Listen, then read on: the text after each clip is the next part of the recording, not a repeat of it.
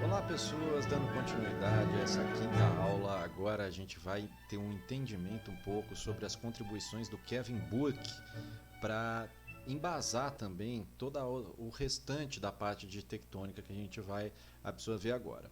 O Kevin Burke, ele faleceu tem pouco tempo, ele faleceu em março de 2018. Ele era do Departamento de Ciências da Terra e Estudos Atmosféricos da Universidade de Houston, mas ele tem um currículo enorme. A ciência, as geociências principalmente, devem muito a ele. Desde a década de 50 ele publica, dá aula, dá palestras sobre tectônica. É simplesmente fantástico. Eu vou falar um pouco de um artigo que meio que pega um estudo da obra dele, né, como o estado da arte de toda a obra dele, de todas as contribuições dele, e tentar trazer para vocês. O Kevin Burke nessa foto aqui é esse senhorzinho aqui. Aqui ele está recebendo a medalha Arthur Holmes de contribuição à ciência. E essa é uma frase dele: meu primeiro interesse é a tectônica, que ele define como uma larga escala, em larga escala, a evolução da litosfera dos planetas. Aqui está o artigo, que eu vou dar uma detalhadinha um pouco mais, que na verdade não é do Kevin Burke, mas é um tributo a ele, que é a evolução da Terra e sua dinâmica. E basicamente nesse artigo detalham as três visões sobre a Terra. A Terra burkeana, ela está destacada aqui embaixo, mas também a ideia da Terra andersoniana e a Terra de Courtillot. Né, eu vou passando em cada uma, mas depois eu vou detalhar um pouco mais a Terra burkeana, porque é a mais aceita cientificamente. Então, começando nessa terra que seria a de Courtillot, esse daqui é a parte que estava aqui em cima na figura, esse pedacinho aqui. Na terra de Courtillot, ele define como a dinâmica sendo guiada por três tipos de hotspot. Um tipo com plumas que seriam enraigadas nas profundezas do manto, no limite entre entre núcleo e manto. Um segundo tipo de pluma que seria originada na base de uma zona de transição, e uma terceira que seria bem superficial. Então, basicamente ele pega isso daqui, que seria enraizar as grandes plumas, que é muito parecido com a ideia da Terra burkeana, a gente vai chegar nela. Ele coloca outras plumas que são como se fossem enraizadas ali no manto, mas um pouco menores, e outras partes como se não tivesse conexão com as grandes plumas. A outra visão da Terra, que é a Terra andersoniana, é que não tem comunicação entre o que seria o manto aqui embaixo, a pluma que sai do núcleo e pega basicamente a mesosfera, não teria conexão com a astenosfera e a litosfera. Essa é a ideia da Terra andersoniana, onde seriam sistemas separados, seriam sistemas distintos na parte do manto e na parte da litosfera com a crosta. O núcleo da mesosfera e a litosfera não teriam tanta interação. E um terceiro modelo, que é o mais aceito atualmente, que é da Terra burkeana. Nisso, a Terra seria governada basicamente por dois pontos, duas fontes antipodais. Antipodais, isto é, elas estão diametralmente opostas. Aqui está representado como Tuso e Jason. Elas são grandes plumas, na verdade elas são grandes zonas de baixa velocidade de onda S. E grande parte do vulcanismo viria das margens dessas grandes plumas, que sofreria um decréscimo aqui nas zonas de subducção, onde tem o slab, onde entra o material frio, e seria uma ascensão nas margens dessas grandes plumas de Tuso e de Jason.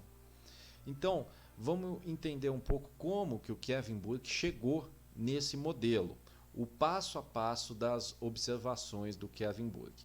Então, a primeira coisa que embasou tudo foi analisar as tomografias mantélicas. Ele checou as grandes áreas de baixa velocidade de onda S. E aí ele definiu essas regiões que seriam abaixo da África e abaixo do Pacífico. Num segundo ponto, o Kevin Burke começou a pegar dados de paleomagnetismo e de geocronologia, de geologia isotópica. Ele foi pegando principalmente em Lips, grandes províncias ígneas, e Kimberlitos, e tentou remodelar toda a paleogeografia do Fanerozoico. Logicamente que essas modelagens aqui está simplesmente juntando por volta de 190 a 210 milhões de anos, essas modelagens já existiam. O que ele queria fazer é onde exatamente estava no início do Cretáceo, como é nesse pedacinho aqui, por volta de 115 a 125 milhões de anos, no fim do Jurássico, por volta de 145 milhões de anos, e no fim do Triássico, entre 190 e 210 milhões de anos. Ele foi pegando onde estavam as Lips e os Kimberlitos, onde estava sendo abastecida a Lip, onde foi a intrusão do pipe kimberlítico, e ele queria ver a migração dessas erupções. Para ele ver assim, ok, eu tenho Jason e Tuso, essas grandes zonas de baixa velocidade antipodais, cada uma diametralmente oposta na Terra, e eu quero checar onde essas grandes intrusões estão relacionadas com essas grandes zonas de baixa velocidade. E aí ele começou a checar a migração das intrusões. Ele repara que elas sempre ocorrem nas margens, preferencialmente nas margens de Jason e Tuso. Aqui estão grande parte dos dados compilados dele, e dá para reparar como que logo nas bordas, principalmente de Tuso, que ele colocou no centro aqui, ocorre um vulcanismo muito mais ativo, muito mais frequente. Então ele já começa a sugerir algo que era esperado, que as plumas se formam principalmente nessas zonas de ultra baixa velocidade de onda S, e que as margens são aproximadamente estáveis.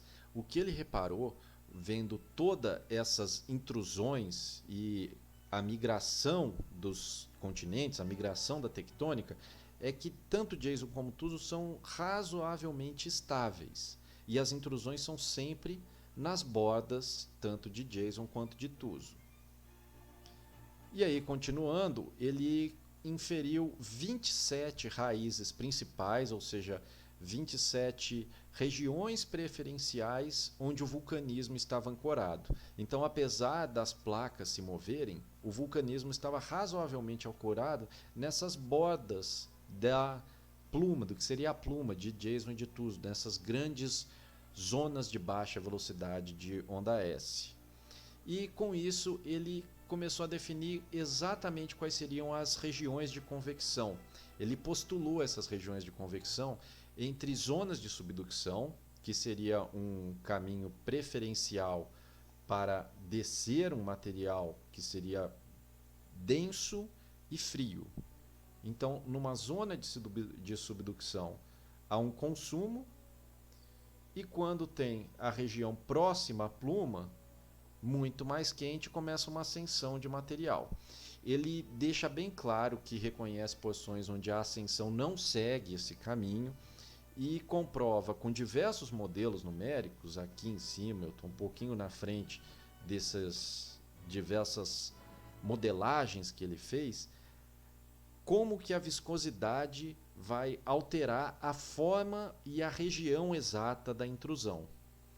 Então, a Terra burkiana, ela sintetizou, ela deixou tudo isso muito mais entendível. Ela pegou toda a dinâmica que aparentemente era um pouco caótica e mostrou, peraí, se eu tenho essas duas grandes zonas de baixa velocidade, eu consigo deixar a Terra com um entendimento simples, o planeta razoavelmente estável, e todas essas intrusões ficam muito mais coerentes.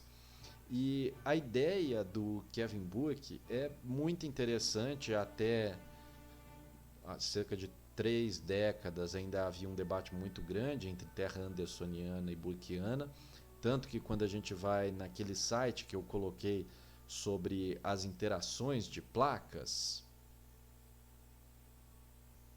que é exatamente esse site da Universidade da Califórnia, ele deixa a sua opção. Você quer ver a Terra como terra burkiana ou se você quer ver a Terra como uma Terra andersoniana, com a convecção guiada simplesmente na região do manto superior. E dá uma série de outras opções de visualização das plumas. Realmente esse site é muito interessante, recomendo entrar, dar uma olhada nele e você consegue ver inclusive com a migração das placas qual que é o resultado de uma pluma razoavelmente fixa, razoavelmente estável, ou pelo menos que não tem uma migração tão rápida e perceptível em tempo geológico quanto a migração das placas litosféricas. Então, essa parte eu vou finalizar tanto de entendimento de terra burkiana quanto andersoniana. Na verdade, eu detalhei basicamente foi a burkiana, que é o conceito mais aceito no meio científico atualmente. E a partir de agora, a gente entra na definição dos componentes tectônicos do ciclo de Wilson. Valeu!